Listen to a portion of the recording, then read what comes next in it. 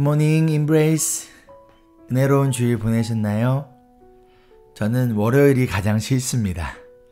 왜냐면 주일까지 6밤이나 남았기 때문이에요. 여러분도 저와 같은 마음이시라고 믿습니다. 아멘. 자, 오늘 말씀은 우리 에베소서 4장 7절로 10절이에요. 그러나 하나님께서는 우리 각 사람에게 그리스도께서 나누어 주신 선물의 분량을 따라서 은혜를 주셨습니다. 그러므로 성경에 이르기를 그분은 높은 곳으로 올라가셔서 포로를 사로잡으시고 사람들에게 선물을 나누어 주셨다 합니다.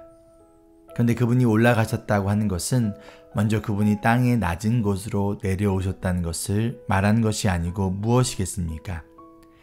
내려오셨던 그분은 만물을 충만하게 하시려고 하늘의 가장 높은 데로 올라가신 바로 그분이십니다. 아멘. 지난주 말씀을 통해서 우리가 하나가 되는 것의 중요성에 대해서 나누었습니다.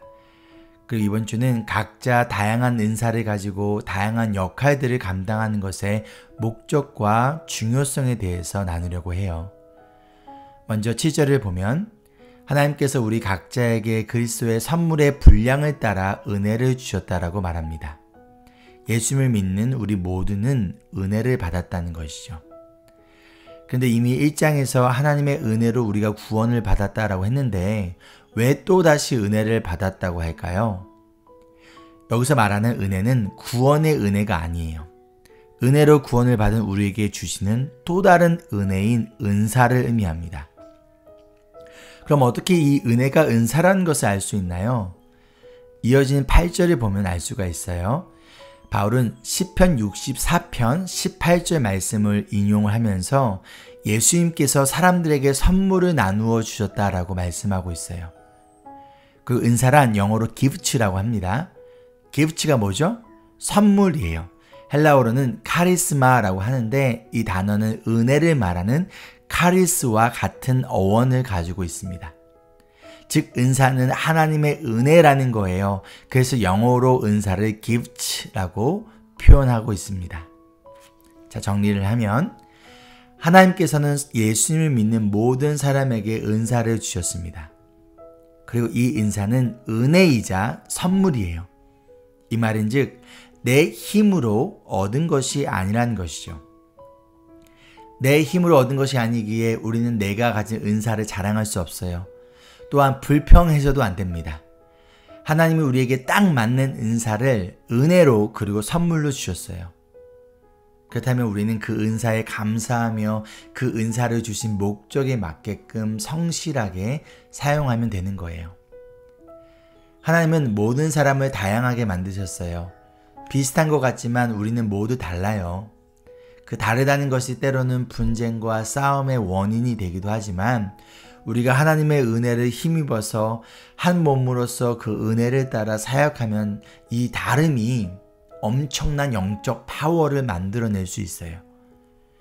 이처럼 중요한 것은요, 어떤 은사가 더 좋고 어떤 것은 안 좋은 것이 아니에요.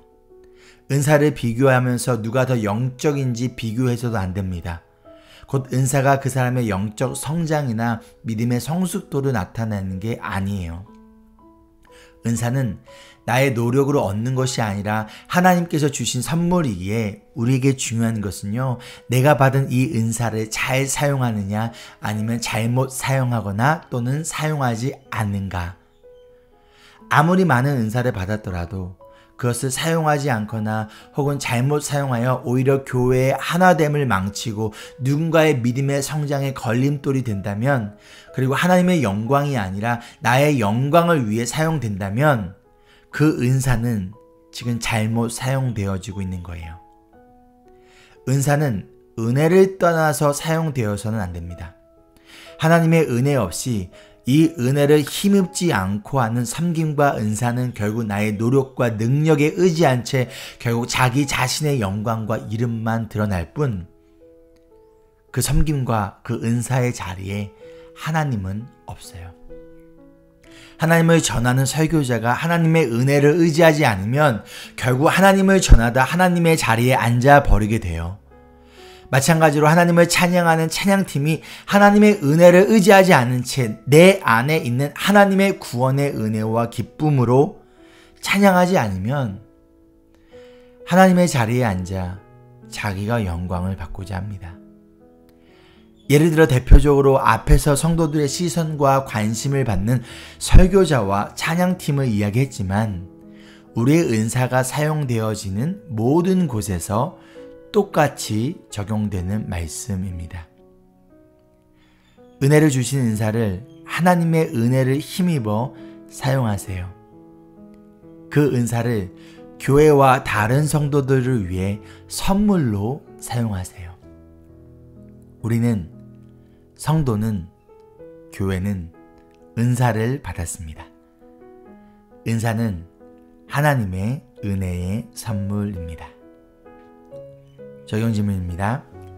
첫째, 여러분은 어떠한 은사를 받았나요? 기쁨과 감사의 마음으로 그 은사를 사용하고 계신가요? 둘째, 나에게 주신 은사를 어떻게 사용하면 좋을지 하나님의 지혜를 구하는 기도문을 작성해 보세요. 우리 함께 기도하실까요?